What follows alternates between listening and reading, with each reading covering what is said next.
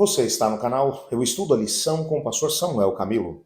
Hoje é quarta-feira, dia 8 de novembro de 2023. O tema que estudaremos a nossa lição será A quem crucificaram?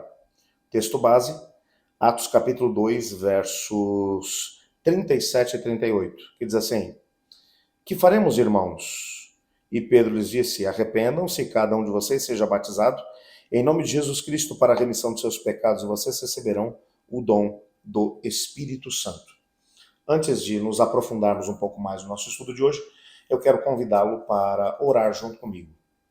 Obrigado, Senhor Deus, porque tua palavra nos mostra que tu tens planos para cada um de nós e que teu Espírito quer nos dirigir de forma efetiva para podermos cumprir a missão de Deus.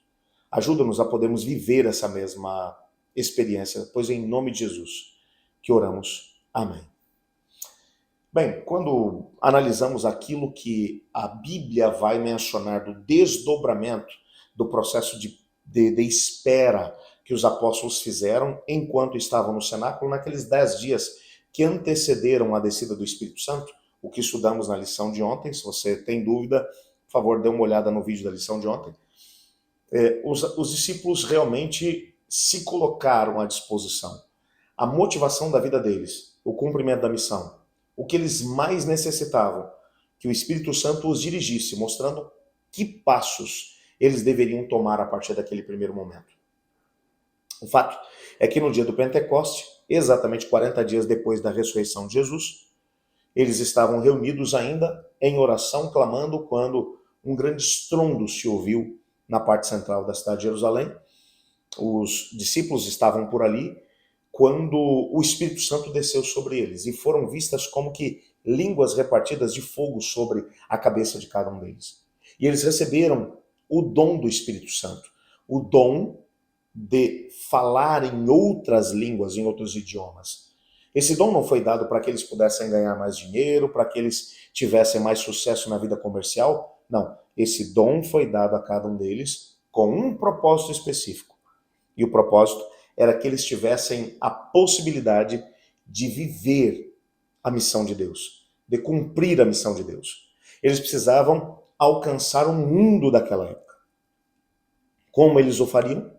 Bem, com o Espírito Santo os capacitando a falar novos idiomas, então eles teriam a possibilidade de poder viver essa mesma realidade, de espalhar o conhecimento de Cristo para todos aqueles que estavam à sua volta. Nessa perspectiva, encontramos Pedro que se levanta para poder pregar. O que provavelmente deve ter acontecido é que Pedro começou a pregar e os demais apóstolos começaram também, cada um, de acordo com o dom que havia sido dado a eles, pelo Espírito Santo de Deus, começaram a falar no idioma que havia sido dado a eles a possibilidade de falar. Falavam das grandezas de Deus, falando a respeito de Cristo Jesus para aqueles que ali estavam. E Pedro se levanta e diz: o Cristo a quem vocês crucificaram. Pedro, ele não passou aqui a mão por cima da cabeça de um povo que havia pecado, rejeitando a Cristo Jesus. Ele colocou diante deles a noção clara do que é certo e o que é errado. Esses são elementos que são muito complexos numa sociedade como a nossa, onde boa parte das pessoas não quer ser incomodada com aquilo que é verdade. Aliás, essa sociedade pós-moderna trabalha muito com a ideia de verdades relativas. Você tem a sua verdade e eu tenho a minha. Então você fica com a sua e eu com a minha, mesmo que as duas ideias sejam completamente contrapostas uma à outra. A Bíblia menciona que existe uma verdade. Jesus mencionou: eu sou o caminho, a verdade e a vida. Ninguém vai ao Pai senão por mim. Ele é o caminho, ele é a verdade. Então aquilo que ele revelou em sua palavra, através do Espírito Santo, é a verdade revelada. Qual é a base que nós temos para poder dizer: olha, essa parte da revelação está valendo e essa outra não?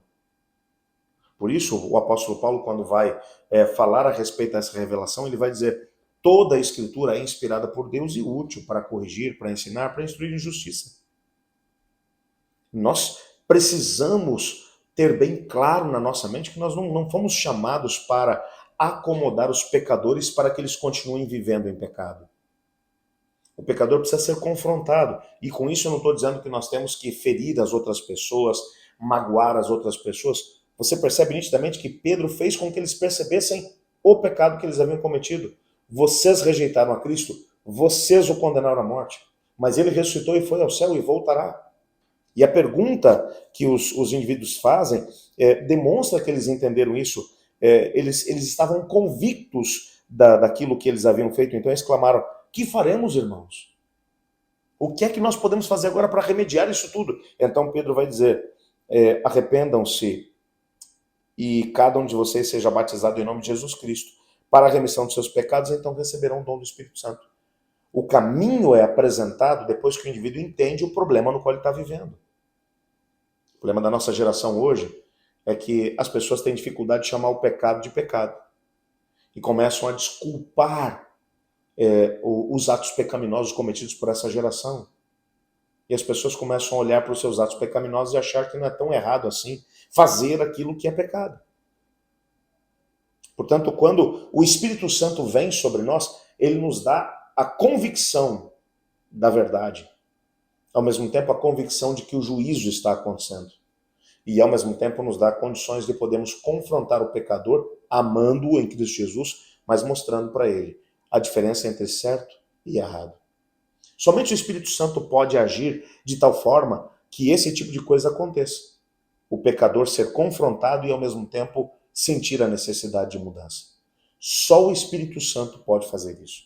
Por isso, dependemos tanto do Espírito Santo para podermos cumprir a missão de Deus. Eu gostaria de orar, pedindo ao Espírito Santo para que nos ajudasse a poder ter essa pressa de cumprir a missão e, ao mesmo tempo, essa convicção do que é certo e o que é errado.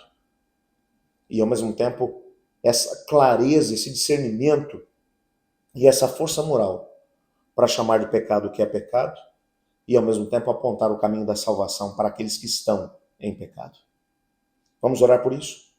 Obrigado, Senhor, porque Teu Espírito está à nossa disposição para nos dirigir em missão.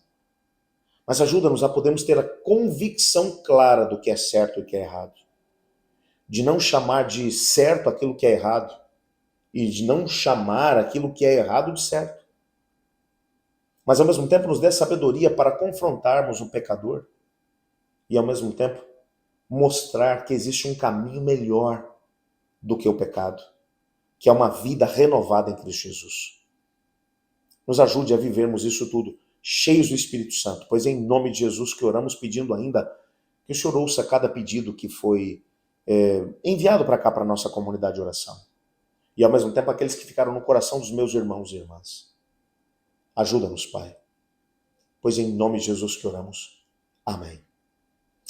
Bem, amanhã será quinta-feira, dia 9 de novembro de 2023. E o tema que estudaremos será uma imagem da igreja primitiva. Eu estudo a lição, e você?